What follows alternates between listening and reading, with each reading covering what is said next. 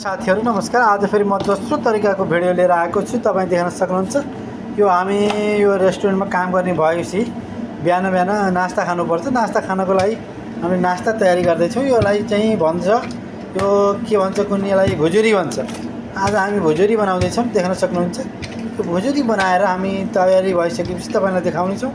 भुजुरी त को लागि हामीले पहिला मैदा बेलिरहेका छौं। मैदामा हामीले ज्वानो सबै कुरा हालेर एकदम तरिकाले मोलेर यसलाई सारो पिठो बनाएर हामीले यसलाई एकैछिन भिजाइसकेपछि हामी अहिले बेलनाले बेलिरहेका छौं। अब हामी यसलाई चट्ट चक्कुले च्याप्प बेलेर चक्कुले काटेर भुजुरी भुजुरी भुजुरी भुजुरी बनाइसकेपछि अब देख्न सक्नुहुन्छ हाम्रो काट्ने कार्यक्रम चलिरहेको छ।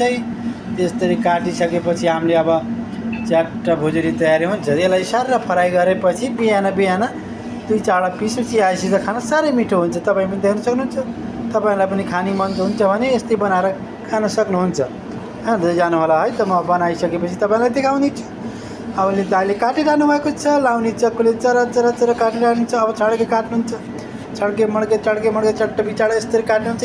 चरा चरा चरा काटिसकेपछि कति राम्रो हुन्छ। यसलाई हामीले लगाएर फ्राई गर्छौं। फ्राई गरेपछि डब्बामा हावा नछरी डब्बामा प्याकिङ गरेर राखिसकेपछि भोलि बिहान चियासित खाने कार्यक्रम हुन्छ। आहा कति मिठो।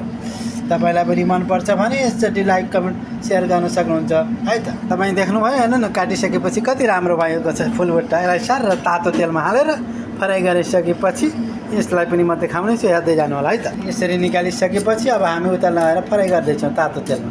चाहिँ तेलमा फ्राई गरिसकेपछि खानाको मजा अलगै बेलगै हुन्छ। तपाईं पनि मन पर्छ भने हेर्न सक्नुहुन्छ है त। हेर्नु है त कति राम्रो तरिकाले फ्राई भइरहेको छ। अब यसलाई फ्राई गरिसकेर रातो बनाइसकेपछि हामी निकाल्छौं। निकालेपछि हेर्नु कति राम्ररी फुरिरहेको छ। यसले यो फुरिसकेपछि कति राम्रो छ। अब एकैछिन पछि यसलाई पाकिसकेपछि तपाईहरुलाई पनि म देखाउने छु। यो खानाको मजा बेग्लै हुन्छ है। अब यो पाकिसक्दैछ। पाकिसके रातो हुन्छ। रातो भइसक्यो साथीहरु तयारी भइसक्यो। अब हामी यसलाई निकालिसकेपछि तपाई पनि घरमा आफ्नो बच्चाहरूलाई यसै गरी बनाएर खुवाउन सक्नुहुन्छ। यो एकदम राम्रो छ। नास्ताको खानलाई एकदम मजा आउँछ है त। यहाँ तयारी भइसक्यो। हामी निकालिसक्यो। ल हस् त धन्यवाद। यो लाइक पुरा भिडियो हेरिदिनु भएकोमा लाइक कमेन्ट सब्स्क्राइब पनि गरिदिनु होला। हस् त धन्यवाद।